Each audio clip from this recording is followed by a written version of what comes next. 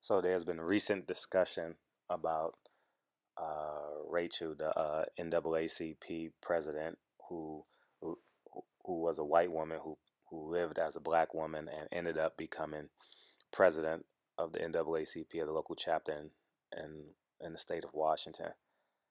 I don't make this out to be much of a story, where you have a white woman who's fighting for the advancement of NAACP colored people, black people in today's society. But I think media is doing a great job at painting pictures in terms of allowing the public to believe that what she has done is wrong. Well, let's look at today's society and or culture. Last week, there was Caitlyn Jenner, who came out, lived 60 plus years as a man, and decided took her final steps into becoming a woman and came public. But let's look at Bruce Jenner, Caitlyn Jenner's life in perspective. Uh, he lived as a man, married 3 times, had 10 children, biological and a handful of stepchildren. And he's winning an ESPY award for uh, living life as a man but wanting to be a woman.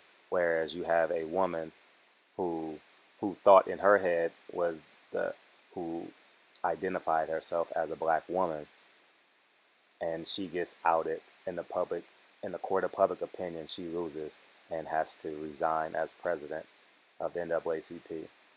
Um, I think when you want to advance a particular fight or a particular cause, color shouldn't play an issue. If she wants to live life as a black woman, she can live life as a black woman. Whereas you have men who wants to live life as a woman and who don't have the woman parts, but wear dresses, wear makeups, puts weaves, and things. I live in LA, so if you go anywhere on a Friday night or Saturday night, you will see men living lives as women who still have male parts, and you have many of us have seen dykes, women who look like men, and they portray themselves as men. So I this story is much to do about nothing. I think we as the public needs to be more critical in who we trust to stimulate us in terms of media and in terms of information. This is not a story. This is just simply a woman who lives in Washington, who is currently lives in state of Washington, and identifies herself as a black woman. And to my knowledge, the brief research that I've done, she's done no harm to the NAACP. She's done nothing but been an exemplary president of her local chapter. And this is, I don't consider this a story at all. I think we need to be more critical of who we are, whereas the majority of Americans are Christians, but they're praising Caitlyn Jenner for coming out as a transgender. Whereas you have a woman who's fighting for equal rights in America and gets condemned. So, I mean, we're a nation of cowards, and I think it takes voices like mine and strong parents and strong grandparents to stand up and say, this is actually not a story. You had Lena Horne in the 50s and 60s um, living life as a white woman so she can play in local jazz in local jazz establishments so she can gain an audience. This has been going on since the beginning of time. But it's 2015, and we want to have an opinion on everything. Choose. I mean, especially parents and grandparents, you got to choose your battles wisely. Now this white kid in Idaho who loves hip hop and loves Eminem and who portrays himself as a hip hop head, probably questioning him or herself now, like, is hip hop just for black people, or because I'm white, I cannot identify myself as a hip hop head, and now sneakerheads and so on and so forth. Or you have that kid in Compton who loves to read, black kid in Compton who loves to read and wants to go to Harvard. Is he a white kid? So I mean, it's just it's disheartening to know that uh, we as society, we lie to ourselves and tell and say color doesn't matter. But in actuality, color plays a huge part in how we distinguish the information we intake. And this this Rachel story does nothing more but permeates and stimulates the racial divide that we have in America. So, um, you know, kudos to mass media for making this out to be a story.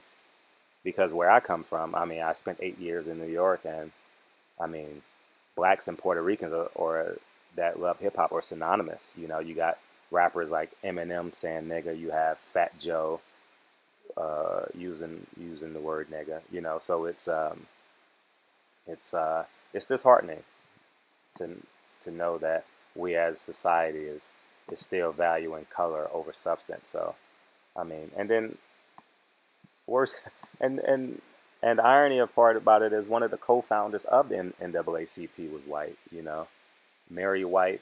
Mary White was her name. You guys can Google her, and she's one of the founding members of the NAACP. So, you know, you had strong people in the '60s and the '50s, post World War II.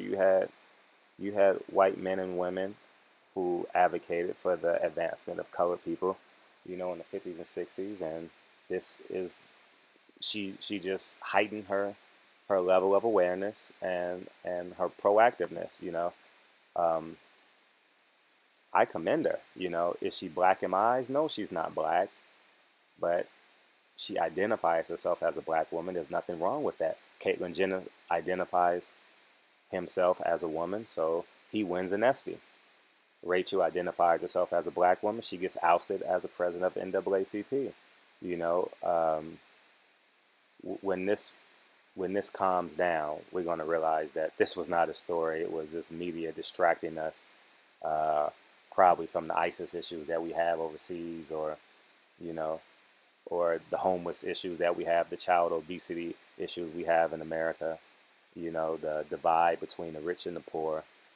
It's just crazy how we as a nation of cowards fall for anything. And I think we owe it to ourselves and to our children to hold ourselves more accountable as to the intake of information we input. So that's just my take on the issue. I think you're a fool if you believe that